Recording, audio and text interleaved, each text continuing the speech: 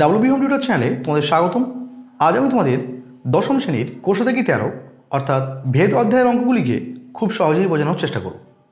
তো আশা রাখছি ভিডিওটি তোমরা শেষ পর্যন্ত দেখবে, তবেই ভেদ অধ্যায়ের প্রত্যেকটি অঙ্ক তোমরা খুব সহজেই বুঝতে পারবে।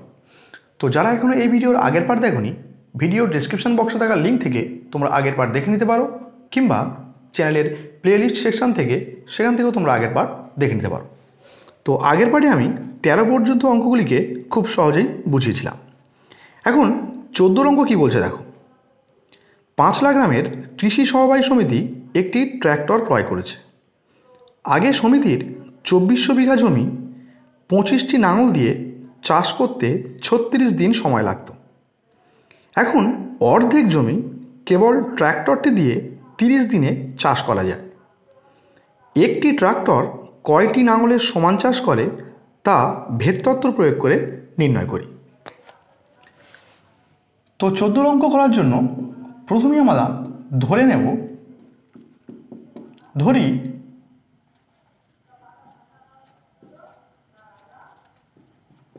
লাঙলের সংখ্যা, এটাকে আমরা এ ধরে নেব। নেক্সট, জমির পরিমাণ, এটাকে আমরা বি ধরে নেব।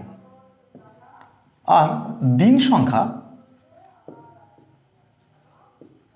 সেটাকে আমরা সি ধরে নিলাম। তাহলে এ লাঙলের সংখ্যা, বি জমির পরিমাণ, আর সি দিন সংখ্যা। তো প্রথম ক্ষেত্রে অঙ্কে দেওয়া আছে 2400 বিঘা জমি চাষ করতে, তাহলে বির মান কত 2400, 25টি লাঙল দিয়ে, তাহলে এর মান কত 25, 36 দিন সময় লাগতো, তাহলে সির মান কত 36।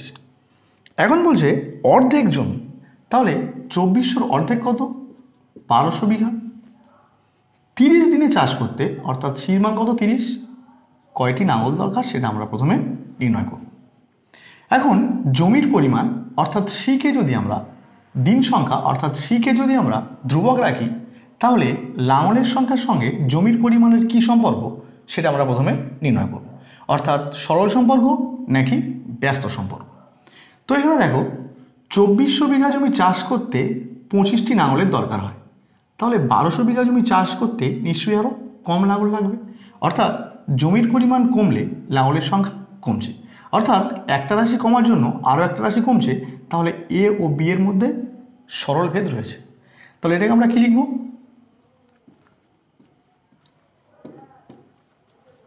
দিন সংখ্যা স্থির থাকলে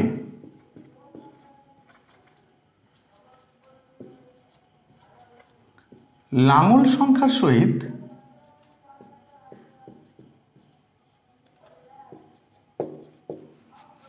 জমির পরিমাণের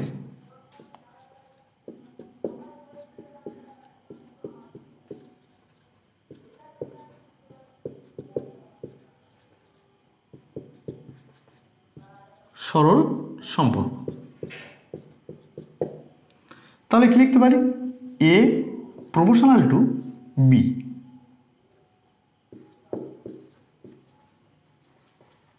যেখানে সি স্থির। এখন প্রপোর্শনাল টু সাইন তুলতে গেলে আমরা এখানে কি নেব, তাহলে এ ইকুয়ালস টু একটা ধ্রুবক অর্থাৎ K1 ইন্টু বি। তো এটাকে আমরা না করে আমরা এই পর্যন্ত অঙ্কর আগে স্থির করলাম, এটাকে 1 নম্বর ইকুয়েশন দিলাম। এখন আবার দেখো এক্ষেত্রে আমরা জমির পরিমাণ অর্থাৎ এই পার্টটাকে স্থির রাখব, তাহলে লাঙল সংখ্যার সঙ্গে সি অর্থাৎ দিন সংখ্যা কী সম্পর্ক সেটা আমরা নির্ণয় করব। দেখো 36 দিনে কাজটা করতে 25টি লাঙল দরকার, তাহলে 30 দিনে কাজটা করতে নিশ্চয়ই আরও বেশি লাঙলের দরকার হবে, অর্থাৎ একটা মান কমলে এদিকের মান বাড়াতে হবে, অর্থাৎ একটা কমলে একটা বাড়ছে, তাহলে কী সম্পর্ক, ব্যস্ত সম্পর্ক। তাহলে এক্ষেত্রে আমরা স্থির রেখেছি জমির পরিমাণকে, তাহলে এখানে লিখব কি,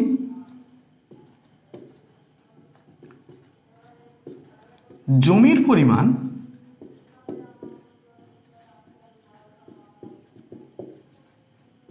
স্থির থাকলে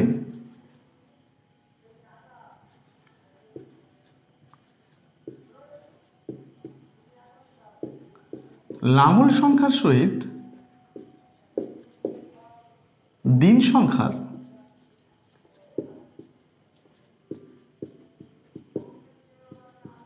ব্যস্ত সম্পর্ক।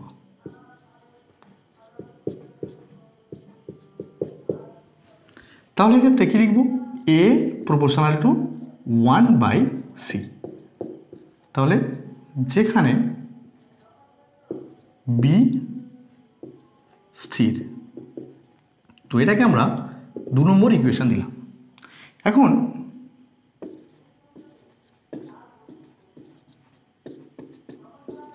যৌগিক ভেদের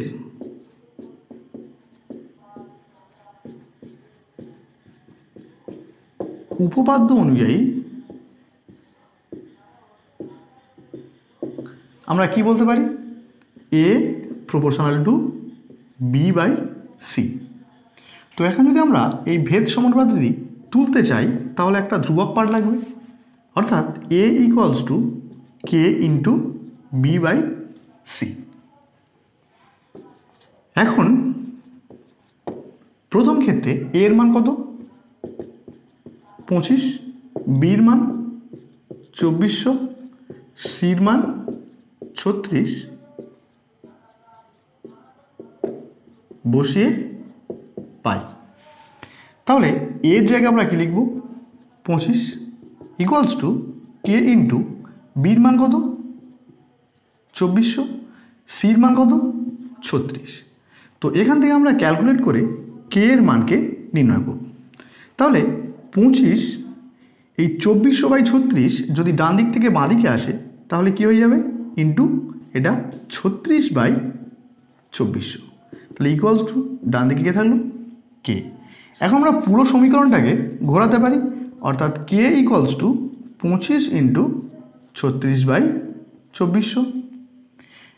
এখন যদি আমরা 6 দিয়ে কাটি তাহলে 6 6 36 আর 4 6 24 আর 2 0। এখন 25 দিয়ে 400, দেখো 25 4 কত? 100। তাহলে 25 4 যদি 100 হয় তাহলে 25 8 কত? 100 ডবল অর্থাৎ 200। এখন 25 8 যদি 200 হয় তাহলে 25 16 কত হবে? 200 ডবল অর্থাৎ 400।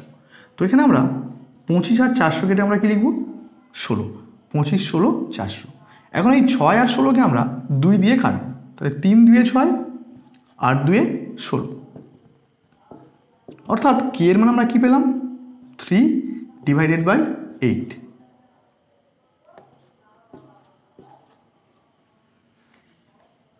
তাহলে আলটিমেট আমাদের সমীকরণটি এখন কি দাঁড়ালো? দেখো সমীকরণ ছিল কি? A equals to k into B/c। তাহলে A ইকুয়ালস টু k এর মান কত? 3/8 ইন্টু B/c।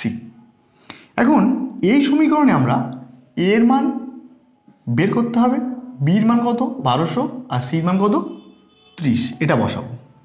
তো এখানে আমরা সমীকরণটিকে আবার লিখে নিচ্ছি। তাহলে A equals to 3/8 into B/c। তাহলে এখন B equals to 1200, C equals to 30 বসিয়ে পাই। তাহলে A equals to 3/8 into B/c। তাহলে B এর মান কত? 1200, C মান কত? 30। তো এই শূন্য ক্যান্সেল হলো, 3 সঙ্গে 3 কাটলো।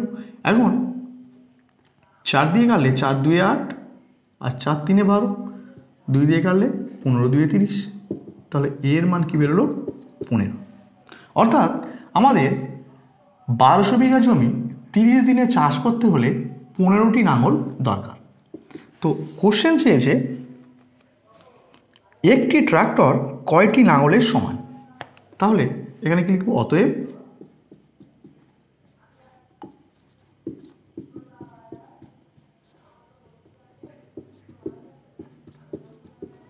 একটি ট্রাক্টর 15টি লাঙলের সমান। তো এখন 15 অঙ্ক আমরা দেখব। 15 অঙ্ক বলছে গোলকের আয়তন তার ব্যাসার্ধের দৈর্ঘ্যের ত্রিঘাতের সঙ্গে সরলভেদে পরিবর্তিত হয় এবং গোলকের পৃষ্ঠতলের ক্ষেত্রফল তার ব্যাসার্ধের দৈর্ঘ্যের বর্গের সঙ্গে সরলভেদে পরিবর্তিত হয়। প্রমাণ করি যে গোলকের আয়তনের বর্গ তার পৃষ্ঠতলের ক্ষেত্রফলের ঘনের সঙ্গে সরলভেদে থাকবে।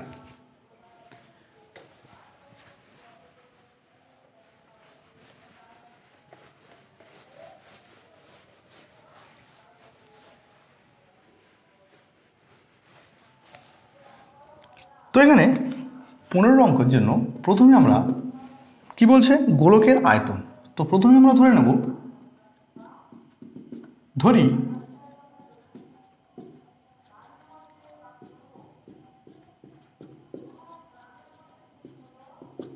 ধরি গোলকের আয়তন ভি।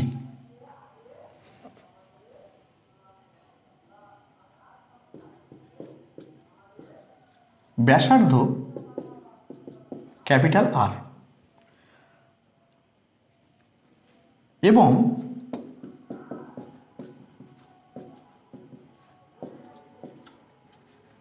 পৃষ্ঠতলের ক্ষেত্রফল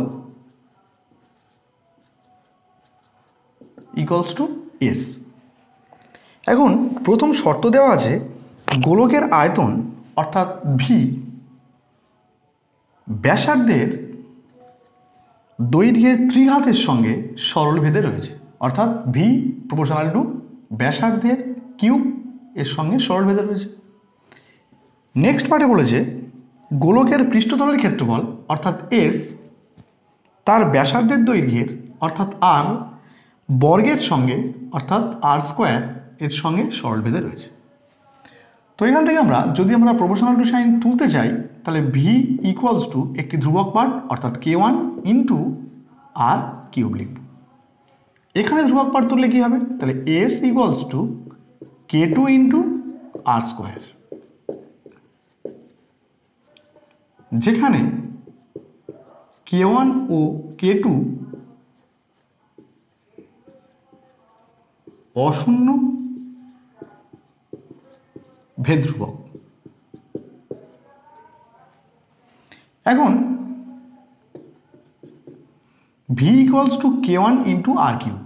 তো এখান থেকে আমরা যদি পুরো সমীকরণটাকে ঘোরাই তাহলে k1 into R cube equals to কী পাবো, ভি। তাহলে এখানে আর কিউব ইকুয়ালস টু কি লিখতে পারি, ভি বাই এই k1 নেমে যাবে। এখন আর কিউব ইকুয়ালস টু যদি ভি বাই k1 হয় তাহলে এখান থেকে আর ইকুয়ালস টু কী হবে, এই কিউব এদিকে আসলে কী হবে, পাওয়ারে 1/3 হয়ে যাবে। তাহলে আর এর মান কী পেলাম, ভি বাই k1 পুরোটার হোল টু দি পাওয়ার 1/3। তো এখন আমরা উভয় দিকে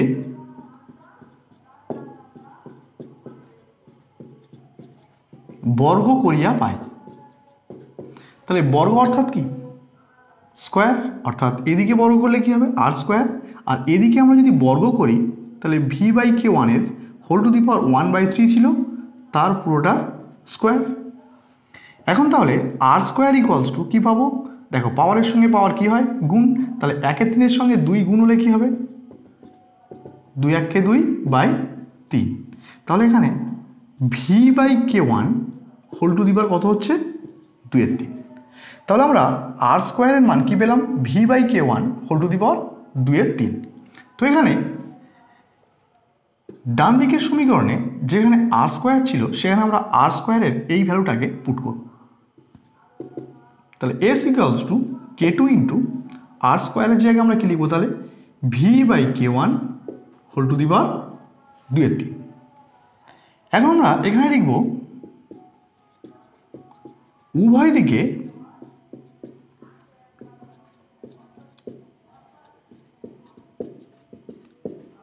ঘন করিয়া পাই। তাহলে ঘন অর্থাৎ কি, কিউব, অর্থাৎ এদিকেও কিউব করব এদিকেও কিউব করব। তাহলে এদিকে এস ছিল তাহলে এস কিউব হবে, আর এদিকে k2 into V by k1 পুরোটার 2^3 ছিল, অর্থাৎ এই পুরোটার আমরা কিউব লিখলাম। এখন এস কিউব ইকুয়ালস টু, দেখো এই পুরোটার হোল কিউব অর্থাৎ k2 কিউব, আবার এই পুরো সংখ্যার হোল কিউব। তাহলে এর সঙ্গে যদি কিউব হয় তাহলে 2 এর 3 এর সঙ্গে 3 কী হবে, গুণ হবে, কারণ পাওয়ারের সঙ্গে পাওয়ার কী হয়, গুণ। তাহলে 3 কাটলে কে পড়ে থাকবে, v/k1 পুরোটার হোল স্কোয়ার। তো এটাকে আমরা লিখতে পারি k2 কিউব ইন্টু, এটাকে আমরা দুটো সেপারেট স্কোয়ার আকারে লিখতে পারি, অর্থাৎ v² / k1²। এখন s cube equals to k2 cube divided by k1² into v², এটা লিখতে পারি। এখন এই পুরো রাশিটাকে আমরা ঘুরিয়ে বাঁ দিকে আনবো, তাহলে কী হবে, k2 cube divided by k1² into v² equals to s cube. এখন v² ইকুয়ালস টু, তাহলে কী হবে, যদি আমরা k2 cube divided by k1² বাঁ দিক থেকে ডান দিকে নিয়ে যাই তাহলে কী হবে, উল্টে যাবে, অর্থাৎ k1² divided by k2 cube into s cube. এখন আমাদের অঙ্কে প্রমাণ করতে বলেছে গোলকের আয়তনের বর্গ তার পৃষ্ঠতলের ক্ষেত্রফলের ঘনের সঙ্গে সরলভেদে থাকবে, অর্থাৎ v² ইকুয়ালস টু এই পুরো পার্টটা কি ধ্রুবক, তো এটাকে আমরা m ধরে নেব ইন্টু এস কিউব, যেখানে k1² divided by k2 cube equals to m equals to ধ্রুবক। এখন যদি এই ইকুয়াল সাইন আর ধ্রুবকটাকে তুলে দিই তাহলে এখানে কি বলতে পারবো, v² proportional to s cube, অর্থাৎ গোলকের আয়তনের বর্গ তার পৃষ্ঠতলের ক্ষেত্রফলের ঘনের সঙ্গে সরলভেদে আছে। তোমাদের প্রমাণিত হয়ে গেল। তো আশা রাখছি প্রত্যেকটি অঙ্ক তোমরা খুব সহজেই বুঝতে পেরেছো। তো আজকের ভিডিও এই পর্যন্ত রাখলাম, দেখা হবে পরের ভিডিওতে।